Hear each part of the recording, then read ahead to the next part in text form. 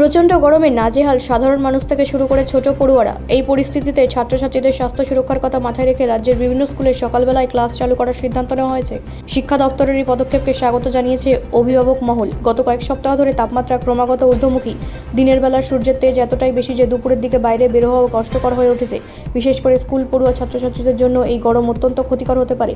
অনেক ক্ষেত্রেই দেখা যাচ্ছে দুপুরের ক্লাস করতে গিয়ে ছাত্রছাত্রীরা অসুস্থ হয়ে পড়ছে। কারো কারো ক্ষেত্রে হিটস্ট্রোকের আশঙ্কা তৈরি হচ্ছে। এই পরিস্থিতিতে রাজ্যের একাধিক স্কুল কর্তৃপক্ষ সিদ্ধান্ত নিয়েছে ক্লাসের সময়সূচি বদলে সকালবেলা নিয়ে আসা হবে। সাধারণত সকাল 6:30 থেকে 10:30 বা 11টার মধ্যে ক্লাস শেষ করার পরিকল্পনা নেওয়া হয়েছে। এতে করে ছাত্রছাত্রীরা তীব্র রোদে এড়িয়ে পড়াশোনা করতে পারবে। শিক্ষক মহলের একাংশের মতে এই সিদ্ধান্ত সময়োপযোগী। গরমের তীব্রতা বাড়ার সঙ্গে সঙ্গে এমন উদ্যোগ না নিলে পড়ুয়াদের স্বাস্থ্যের ওপর মারাত্মক প্রভাব পড়তে পারত। অন্যদিকে অভিভাবকরাও এই সিদ্ধান্তে সন্তোষ প্রকাশ করেছেন। তাদের বক্তব্য, সন্তানদের নিরাপত্তাই সবার আগে, তাই এই পরিবর্তন অত্যন্ত প্রয়োজনীয়। তবে কিছু ক্ষেত্রে সমস্যা তৈরির সম্ভাবনা উড়িয়ে দেওয়া যাচ্ছে না। দূরবর্তী এলাকা থেকে আসা ছাত্রছাত্রীদের খুব ভোরে বেরোতে হতে পারে, যা অনেক পরিবারের জন্য অসুবিধার কারণ হতে পারে। তবুও অধিকাংশ মানুষই মনে করছেন গরমের এই পরিস্থিতিতে বিকল্প ব্যবস্থা হিসেবে সকালবেলার ক্লাসই সবচেয়ে যুক্তিযুক্ত পদক্ষেপ।